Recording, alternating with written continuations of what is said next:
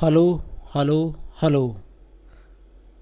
नमस्कार साथियों, मैं प्रतीक चौधरी आपके यूट्यूब चैनल रीजनिंग विद प्रतीक पे आपका हार्दिक स्वागत करता हूं।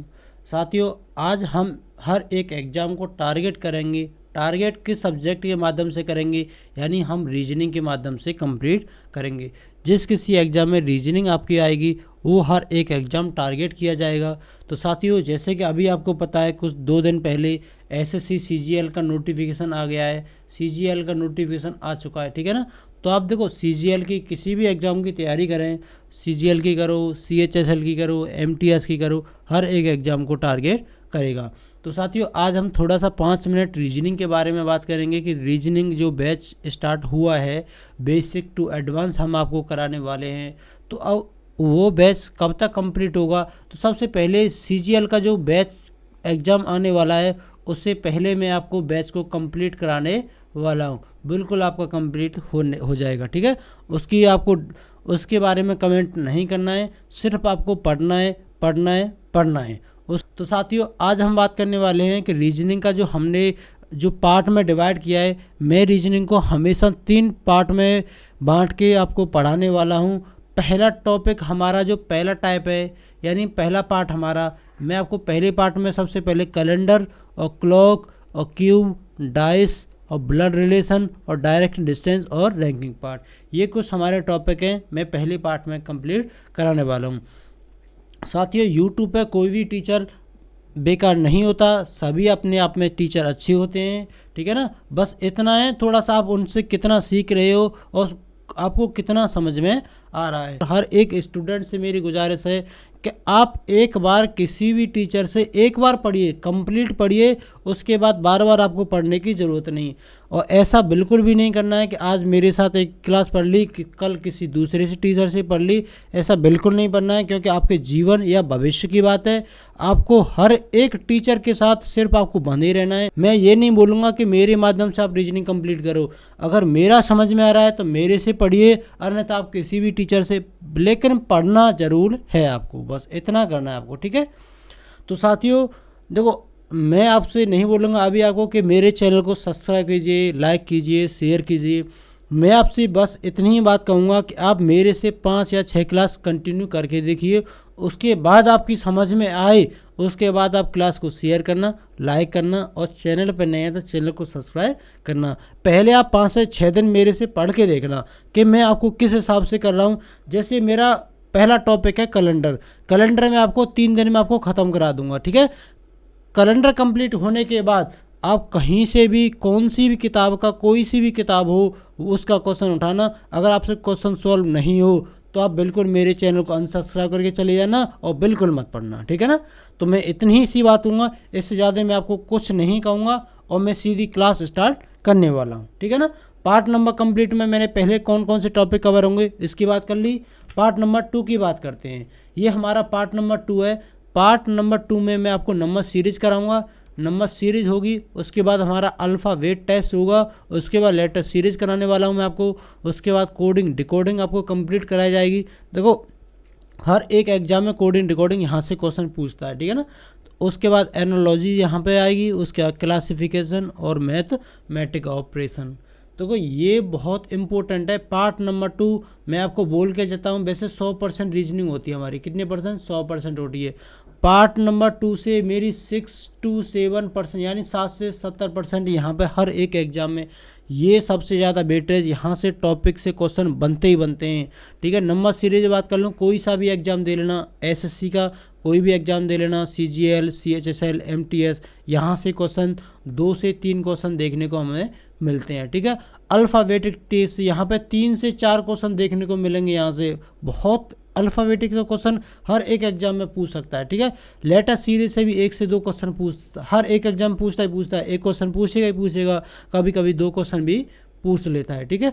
बात करते हैं हम कोडिंग डिकोडिंग की। कोडिंग डिकोडिंग तो बहुत ज़्यादा वेटेज है। कोडिंग डिकोडिंग को तो आप मान चलिए 5 से 4 क्वेश्चन, 4 से 5 क्वेश्चन पूछता है, ठीक है ना। कोडिंग डिकोडिंग, और ये एनालॉजी, इसे हम सादृश्यता बोलते हैं, और सादृश्यता से 2 से 3 क्वेश्चन बनते हैं हर एक एग्जाम में, ठीक है ना। और बात करते हैं क्लासिफिकेशन की, क्लासिफिकेशन भी आपका वर्गीकरण हुआ, ये 2 से 3 क्वेश्चन पूछ सकता है। मैथमेटिक ऑपरेशन, यहाँ से भी 1 से 2 क्वेश्चन पूछ लेता है। यानी सबसे ज़्यादा पार्ट नंबर 2 है, अब वे आपके लिए वेरी वेरी इंपॉर्टेंट है, इससे आप बिल्कुल भी नहीं छोड़ना। अगर ये सारे आपके टॉपिक आते हैं तो मैं मान के चलता हूँ रीजनिंग में 60 से 70% आपका टॉपिक ख़त्म हो गया, सिलेबस ख़त्म हो गया, ठीक है ना। तो ये वेटेज है, ये टॉपिक नंबर, ये पार्ट नंबर 2 है, वो आपके लिए बहुत महत्वपूर्ण होने वाला है, ठीक है। लेकिन हमारा जो रिदम है वो फ्लो है, पार्ट नंबर 1 होगा, पार्ट नंबर 2 होगा, पार्ट नंबर 3 होगा। कंप्लीट आने वाले में 2 से ढाई महीने में जो उसकी वैलिडिटी होगी, 2 से ढाई मंथ में मैं आपको इसे कंप्लीट करा दूंगा। पूरी रीजनिंग 2 से ढाई मंथ में आपको कंप्लीट हो जाएगी, ठीक है ना। मैं देखो फिर आपसे बोलूँगा, आप किसी भी एक टीचर से पढ़िए, पढ़ना है आपको कंटिन्यू फ्लो में उसके साथ बंधे रहिए और उसकी क्लास देखते रहिए, वो क्या बोल रहे हैं, क्या बोलने जा रहे हैं आपके लिए, और क्लास के बाद आपको क्या वर्क दे रहे हैं, वो वर्क आपको कंप्लीट करना है, ठीक है ना। मैं मान के चलता हूँ आपको रीजनिंग बिल्कुल नहीं आती, वो बहुत अच्छी बात है, आपको आती है अच्छी बात है, नहीं आती और ज़्यादा अच्छी बात है। क्योंकि देखो आपने पहली बार पढ़ी होगी किसी टीचर से, तो किसी टीचर के और कॉन्सेप्ट होंगे, अलग कॉन्सेप्ट होंगे, तो उन्हें भुला पाना बहुत, मतलब बोल सकते हैं ना, थोड़ा प्रॉब्लम आई उन्हें, क्योंकि आप बोलोगे सर मैंने ऐसे पढ़ा था, मैंने ऐसे पढ़ा था। लेकिन जिस किसी स्टूडेंट ने पहली बार पढ़ रहे, उसका दिमाग खाली होगा, उसके दिमाग में मुझे भरना, जो मेरे कॉन्सेप्ट हैं उसमें दिमाग में डालना बहुत आसानी आएगी, ठीक है ना। तो आप बिल्कुल पहले नहीं होने की ज़रूरत है। अगर आप फ्रेशर हैं, बिल्कुल भी आपने रीजनिंग नहीं पढ़ी, 12th पास हैं, तो अब मैं निश्चित दावे के साथ कह सकता हूँ आप रीजनिंग मेरे से एक बार 5 से 6 क्लास कंटिन्यू लेके देखें बस आप, ठीक है ना। उसके बाद रीजनिंग आपकी समझ में नहीं आए तो मेरे चैनल को अनसब्सक्राइब करें और शेयर बिल्कुल भी ना करके जाएं, ठीक है ना। तो कोई फ़र्क नहीं पड़ता, लेकिन मेरा उद्देश्य है मैं सिर्फ आपको रीजनिंग पढ़ा सकूँ, ठीक है ना। चलिए पार्ट नंबर 3 की बात करते हैं। पार्ट नंबर 3 में हम आपको पढ़ाएंगे, हमारे जो टॉपिक है पार्ट नंबर 3 में वेन डायग्राम और syllogism, logical reasoning, find missing number, sitting arrangement, logical order of word और मैट्रिक्स। ये हमारे वर्बल के चैप्टर है। नॉन वर्बल हम पार्ट नंबर 4 में अलग कराएंगे आपको। जो वर्बल होती है हमारी, मैंने 3 पार्ट में डिवाइड किया है, ठीक है ना। तो साथियों ये तो हमारे सिलेबस की बात हुई, ठीक है ना। आज हम जो हमारा पहला टॉपिक है, पहला टॉपिक यानी हमारा कैलेंडर है। आज हम कैलेंडर के थोड़े 20 से 25 मिनट के लिए क्लास हम स्टार्ट कर रहे हैं। तो साथियों सबसे पहला क्या है, इंट्रोडक्शन। इंट्रोडक्शन हम कैलेंडर के स्टार्ट, देखो कैलेंडर का हम टॉपिक पढ़ रहे हैं तो हमें कैलेंडर के बारे में थोड़ा बहुत हमें पढ़ना चाहिए।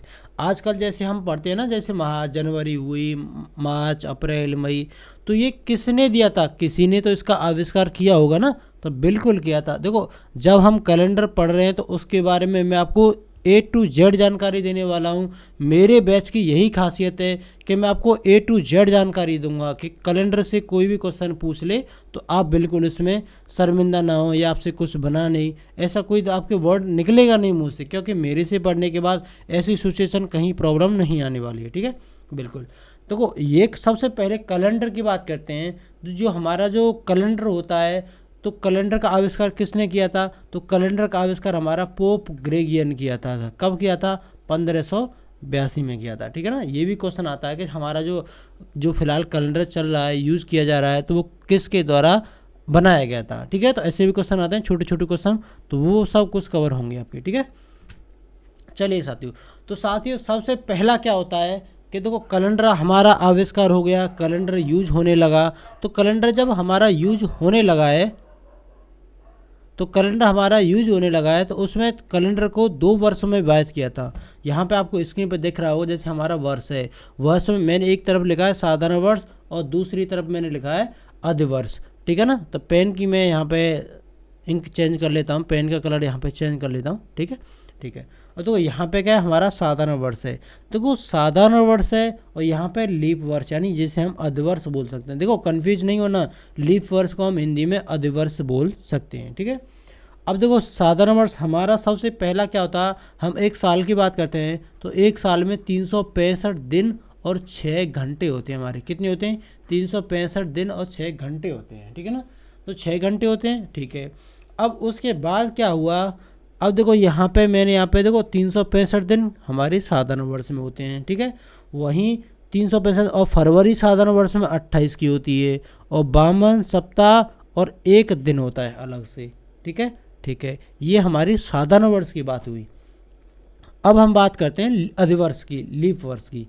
लीप वर्ष में हमारे 366 दिन होते हैं। यहाँ पे हमारे अधिवर्ष में 365 दिन थे और यहाँ पे एक दिन बढ़ गया। तो कौन सा दिन बढ़ा? ये हमारे, देखो मैंने अभी आपको बताया कि साल में 365 दिन होते हैं, कंपलसरी है 365 दिन फिक्स हैं। 365 दिन होने ही होने, इससे ज़्यादा भी हो सकते हैं, कम नहीं होंगे। 365 दिन से कम नहीं होंगे, ज़्यादा हो सकते हैं, ठीक है। अब ज़्यादा कौन से हो सकते हैं साथियों? देखो 4 साल बाद आपकी लीप ईयर आती है, 4 साल बाद आप लिए। देखो पहले वर्ष में 6 घंटे, दूसरे वर्ष में फिर 6 घंटे, तीसरे वर्ष में फिर 6 घंटे, चौथे वर्ष में फिर 6 घंटे। यानी अगर मैं 6 घंटे को ऐड करता हूँ तो ये आपको 24 घंटे मिलते हैं, यानी एक दिन फिर से बढ़ गया है। ये एक दिन बढ़ने के कारण आपको जो लीप वर्ष का जो बोलते हैं ना लोचा हुआ है, वही हुआ है 6 घंटे के बढ़ के, ठीक है ना। उसके बाद यहाँ पे अधिवर्ष में आपकी जो फरवरी माह होता है वो 29 दिन का होता है, ठीक है ना, ठीक है। उसके बाद जो अधिवर्ष में आपको 52 सप्ताह होते हैं और 2 विषम दिन होते हैं। 2 विषम दिन कौन सी वैसे, जो मैंने आपको बताया ना 6 दिन घंटे आपको मिलके एक दिन आपको 4 साल में एक दिन ऐड होगा, उनसे एक 6 दिन यानी 6 घंटे बन के एक दिन आपको बन जाएगा, ठीक है ना। ये तो साथ ही हमारी देखो वर्ष की बात हुई, साधारण वर्ष और अधिवर्ष। साधारण वर्ष आपको 365 दिन, फरवरी माह होगा 28 का होगा, 52 सप्ताह और एक विषम दिन होगा, ठीक है ना। ये विषम दिन आपको याद करना है कि साधारण वर्ष में कितने विषम दिन होते हैं, एक विषम दिन होते हैं। वहीं हम अधिवर्ष की बात करें, अधिवर्ष में कितने विषम दिन होते हैं, 2 विषम दिन होते हैं, ठीक है ना। ये थोड़े थोड़े फैक्ट हैं, वो आपको देखो याद करने, याद नहीं करने। अगर आप इनको 2 या 3 बार, 1-2 बार देख लोगे ना, तो एक कि सामान्य वर्ष में कितने विषम दिन होते हैं, अधिवर्ष में कितने विषम दिन होते हैं, तो आपको ये ऑटोमेटिक आपके माइंड में रिकॉल होने लग जाएगा, तो आप क्लिक हो जाए, याद हो जाएगा, ठीक है। आगे चलते हैं। अब साथियों यहाँ पे क्या है, तो सबसे पहले साधारण वर्ष और अधिवर्ष। तो सबसे पहला जो जनरल स्टूडेंट होते हैं, जो पहली बार कैलेंडर पढ़ते हैं, तो कैलेंडर उनकी समझ में बहुत कम आता है, क्योंकि कैलेंडर में कुछ कॉन्सेप्ट होते हैं, कभी ये हुआ कभी वो हुआ। आपको देखो आज के बाद आपको कैलेंडर में कहीं प्रॉब्लम नहीं आएगी, सिर्फ आपको आज पढ़ना है। आज एक बार कैलेंडर पढ़ लीजिए, उसके बाद आपको किसी भी यूट्यूबर से किसी का पेड कोर्स लेने की ज़रूरत नहीं होगी, ठीक है ना। मैं दावे के साथ कह सकता हूँ साथियों। तो साथियों देखो साधारण वर्ष और लीप वर्ष, देखो साधारण वर्ष और लीप वर्ष कैसे आप पहचान सकते हैं कि ये हमारी साधारण वर्ष है, ये हमारी लीप वर्ष है, ठीक है। तो साथियों उसका भी हम कॉन्सेप्ट जानेंगे कि यहाँ पे मैंने कुछ लिख रखा है कि किसी भी वर्ष का लीप वर्ष या नॉर्मल ईयर देखने के लिए अंतिम 2 अंक को 4 से भाग दिया जाता है, और यदि भाग पूरा पूरा चला दिया, यदि 4 से भाग पूरा पूरा दिया जाता है तो लीप ईयर, अन्यथा नॉर्मल ईयर होगी, ठीक है ना। तो साथ ही ये भी आपको देखना है कि अगर पूरा पूरा भाग चला गया तो लीप ईयर, अगर नहीं गया तो हमारी कौन सी होगी, नॉर्मल ईयर। जैसे मैं यहाँ पर ले लेता हूँ 2022 में देखो 4 से डिवाइड करना है। अब देखो यहाँ पे मैंने कुछ लिख रखा था, यहाँ पे मैंने नोट डाउन किया है कि अंतिम 2 अंक को, अंतिम 2 अंक क्या है, यहाँ पे 22 है। अगर मैं 22 में 4 का भाग दूँ तो 4 से डिविजिबल नहीं होगा। अगर जब नहीं हो रहा है तो कौन सी है, हमारी लीप ईयर होगी।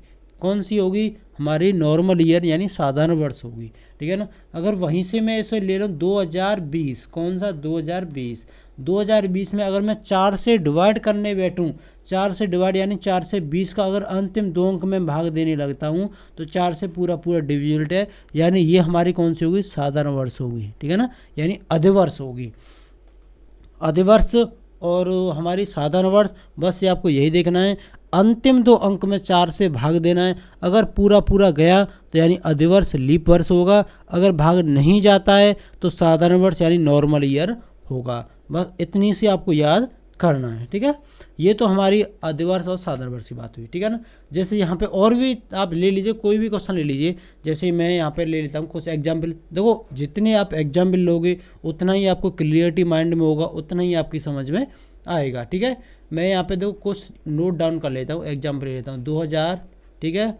उसके बाद 1992 ले लीजिए आप यहाँ पे, ठीक है।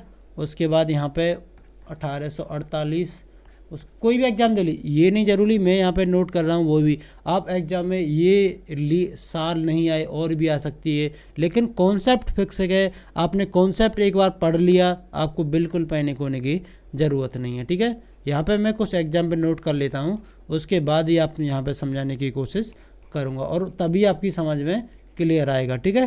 देखो जितने एग्जाम्पल लूँगा यहाँ पे उतनी ही आपको माइंड में क्लियरिटी आने लग जाएगी, ठीक है ना। आपको बिल्कुल आपकी कोई भी पैनिक होने की ज़रूरत नहीं है। आज के बाद मेरे बाद पढ़ने से आपको साथियों मेरे से पढ़ने के बाद आपको कैलेंडर कहीं भी पढ़ने की ज़रूरत नहीं पड़ेगी। मैंने यहाँ पर कुछ एग्जाम्पल लिए हैं। अब देखो यहाँ पे कुछ एग्जाम्पल हैं, उनमें से मैं आपको देख के बताऊँगा कि साधारण वर्ष कौन सी है और लीप वर्ष कौन सी है, ठीक है। एक बार पुनः हम अपने कॉन्सेप्ट को देख लेते हैं कि किसी भी वर्ष का लीप ईयर या नॉर्मल ईयर देखने के लिए अंतिम 2 अंक में 4 से भाग दिया जाता है। यदि 4 से भाग पूरा दिया जाता है तो लीप वर्ष, अन्यथा नॉर्मल ईयर। यानी जो ईयर दे रखी है, जैसे मैंने यहाँ पे पहले 2012, अगर 2012 है तो सबसे पहले आप कैसे पहचानोगे कि ये लीप ईयर है या सामान्य वर्ष है। तो हमारा जो कॉन्सेप्ट था अंतिम 2 अंक में, अंतिम 2 अंक यहाँ पे कौन से हैं, यानी 12 हमारे, ठीक है ना। कौन से हैं हमारे यहाँ पे 12 हैं। अगर मैं 12 में 4 का डिवाइड करूँगा, ये हमारी ले जाएंगी, यानी ये हमारी कौन सी है, लीप ईयर आएगी। कौन सी आएगी, लीप ईयर आएगी, ठीक है। अगर मैं 1992, यानी अंतिम 2 अंक 92 हैं, ठीक है ना, कौन से हैं, 92। अगर मैं 4 का डिवाइड 92 में करूँगा तो पूरा कट जाएगा, यानी ये भी हमारी लीप ईयर होने वाली है, ठीक है ना। आपको देखो सिर्फ कॉन्सेप्ट में फोकस करना है, सिर्फ कॉन्सेप्ट, ओनली कॉन्सेप्ट देखना है आपको, ठीक है। उसके बाद आपको 1848, अगर 1848 के अंतिम 2 अंकों में देखता हूँ तो 48 है। अगर 48 में मैं 4 का डिवाइड करूँ तो ये हमारी कट जाएगा पूरा, यानी ये मेरी लीप ईयर होने वाली है, ठीक है। आगे चलते हैं, 2014 को देखते हैं। 2014 को अगर मैं डिवाइड करने बैठूँ 4 से, तो 4 से 2000 यानी 14 में भाग नहीं जाएगा, तो ये हमारी कौन सी हो जाएगी, नॉर्मल ईयर हो जाएगी, जिसे हम साधारण वर्ष बोलेंगे, ठीक है। यहाँ पे 1990 कितनी है, 90। अगर मैं देखो 90 में डिवाइड करने बैठूँ, कौन से में, अगर मैं 90 में डिवाइड करने बैठूँ तो 90 में 4 का डिवाइड नहीं होगा, तो ये हमारी कौन सी हो जाएगी, नॉर्मल ईयर होने वाली है, ठीक है। वहीं 1850, अब देखो 1850 से अगर 4 का डिवाइड 50 में दूँ, अंतिम 2 अंक में देना है मुझे। कॉन्सेप्ट हमारा क्या था, अंतिम 2 अंक को चेक करना है सिर्फ, तो 50 में डिवाइड नहीं होगा, तो ये भी मेरी नॉर्मल ईयर कौन सी होगी, नॉर्मल ईयर होगी। वहीं मैं 21 कौन सी सन को देखता हूँ, 2142 को देखता हूँ। कौन सी 2142 को अगर आप देखने बैठो, यानी 4 से डिवाइड करने बैठो, यानी 4 का भाग नहीं जाएगा, ये भी कौन सी आपकी नॉर्मल ईयर। 70 में डिवाइड करूँगा, नहीं जाएगा, ये भी नॉर्मल ईयर। अब देखो यहाँ पे क्या है, ये मेरी अंतिम 2 अंक यहाँ पे 0 हैं, ठीक है ना। ये हमारी शताब्दी ईयर हो गई, कौन सी हो गई, शताब्दी ईयर हो गई। शताब्दी ईयर का भी आपको कॉन्सेप्ट दिख रहा है। यहाँ पे मैंने आपको बताया कि साधारण वर्ष और अधिवर्ष। आपको देखो शताब्दी वर्ष में कंफ्यूज नहीं होता है, आपको सिर्फ देखना है कि शताब्दी ईयर होगी तो उसके अंतिम में 2 0 होंगी। देखो यहाँ पे क्या था कि अंतिम 2 अंक में कुछ वैल्यू थी। अगर शताब्दी वर्ष आए और शताब्दी वर्ष में आपको पहचानना है कि सामान्य वर्ष कौन सी है और यानी लीप ईयर कौन सी है और नॉर्मल ईयर कौन सी है, तो शताब्दी ईयर में आपको सिर्फ अंतिम अंक में 2 0 देखने को मिलेंगी, ठीक है ना। आगे भी हम जानेंगे। देखो यहाँ पे मैंने नोट डाउन कर रखा है कि सेंचुरी ईयर, शताब्दी ईयर। अब देखो शताब्दी ईयर होगी तो शताब्दी ईयर में आप कैसे पहचानेंगे कि ये आपकी एक साधारण वर्ष है या अधिवर्ष है, ठीक है। उसमें भी यहाँ पे क्या है, किसी भी शताब्दी वर्ष का लीप ईयर या नॉर्मल ईयर देखने के लिए अंतिम यहाँ पे गलत लिख रहा है, 4 नहीं होगा, यहाँ पे किससे डिवाइड करना पड़ेगा मुझे, 400 से डिवाइड करना पड़ेगा। किससे डिवाइड करना पड़ेगा, यहाँ पे मुझे अब 400 से डिवाइड करना पड़ेगा। अगर 400 से भाग दिया जाता है, यदि यहाँ पे भी गलत है, यहाँ पे भी 400 ही आएगा। यदि 400 से भाग पूरा दिया जाता है, यानी जो वैल्यू हमें यहाँ पे दी गई, यहाँ पे मैं अगर बात करूँ 1700 की, अगर देखो 1700 में मैं 400 का डिवाइड करता हूँ, कितने का, 400 का डिवाइड करता हूँ, तो ये 400 से डिवाइड नहीं होगी, क्योंकि 1600 बार पूरा पूरा जाएगा, उसके बाद 2020 में जाएगा। किस में जाएगा? 2000 में जाएगा। तो साथियों देखो 17 में नहीं जा रहा है, तो ये भी मेरी नॉर्मल ईयर होगी। कौन सी होगी? नॉर्मल ईयर होगी। ठीक है ना। यहाँ पे एग्जाम, इसके भी एग्जाम्पल हम देखेंगे। ठीक है ना। देखो आपको शताब्दी ईयर और जो सामान्य वर्ष अधिवर्ष होती है उसमें आपको कन्फ्यूज नहीं होना है। आपको सामान्य वर्ष दी रही है और उसके अंतिम अंक में वैल्यू दी होगी 2 अंकों में, तो आप सिर्फ 4 से डिवाइड करेंगे। अंतिम 2 अंकों में अगर 0 देखने को आप मिल रही है तो वो आपकी शताब्दी ईयर है, और शताब्दी ईयर में नॉर्मल ईयर और लीप ईयर जानने के लिए 400 से डिवाइड करेंगे आपको। देखो आप वीडियो को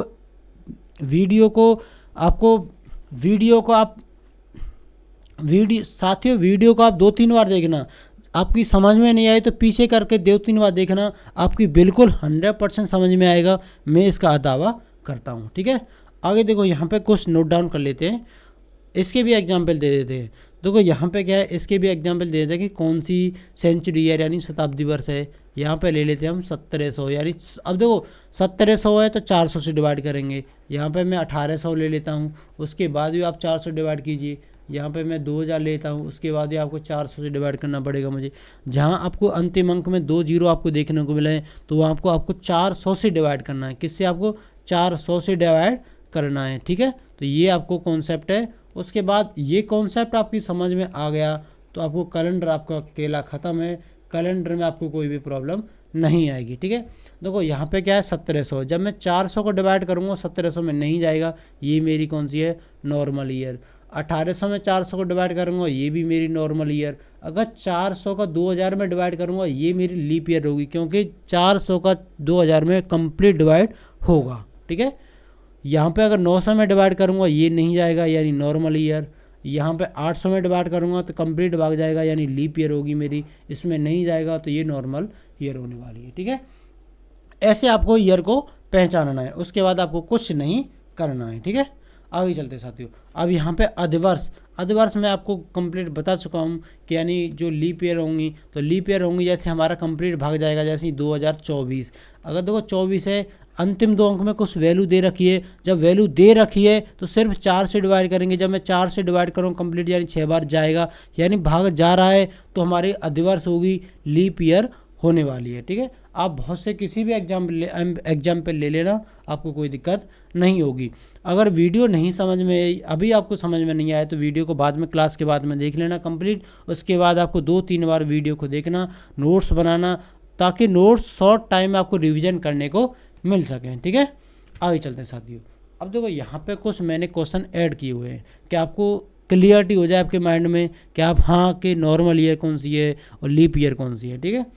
क्वेश्चन कौन सा हमारा कि निम्नलिखित में से कौन सा लीप ईयर नहीं है। अब साथियों देखो लीप ईयर नहीं है, यानी लीप ईयर नहीं है, या आपको सबसे पहले देखना है कि अंतिम 2 अंक में कुछ वैल्यू दी हुई है या नहीं दी हुई। तो ये क्वेश्चन देखते हैं। देखो 0 0 0 0, यानी अंतिम 2 अंक में वैल्यू नहीं दी हुई, तो ये आपकी शताब्दी वर्ष है। तो शताब्दी वर्ष में आपको किससे डिवाइड करना है? शताब्दी वर्ष में आपको 400 से डिवाइड करना है। आप देखो अगर 1200 में 400 को डिवाइड करूँगा तो ये कंप्लीट डिवाइड हो जाएगी, यानी विभाजित हो जाएगी। 800 भी कट जाएगी, 2400 भी कट जाएगी, लेकिन 1700 नहीं कटने वाली है। 400 का डिवाइड मैं आपको 1700 में करूँगा, ये नहीं कटेगी, तो ये हमारी कौन सी हो जाएगी? नॉर्मल ईयर, यानी साधारण वर्ष होने वाली आपकी है। ठीक है। आगे चलते साथियों। अगला क्वेश्चन क्या है कि निम्नलिखित में से कौन सा लीप ईयर नहीं है। ये भी लीप ईयर नहीं पूछ रहा है।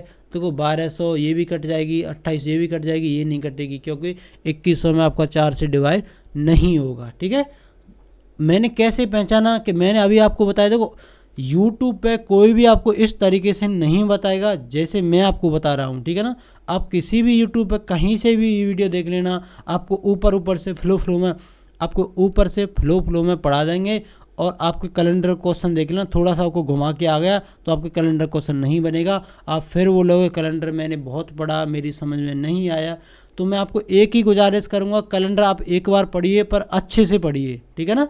बिल्कुल। आगे चलते, अगला क्वेश्चन क्या है कि निम्नलिखित में से कौन सा लीप ईयर नहीं है। ये भी लीप ईयर नहीं पूछ रहा है। देखो ये भी आपको 4 से डिवाइड होगा, ये भी आपको 4 से डिवाइड होगा, ये भी होगा, लेकिन ये नहीं होगा। ठीक है। तो ये मेरे कुछ कॉन्सेप्ट थे, तो मैंने आपकी वीडियो में क्लियर करने की कोशिश की।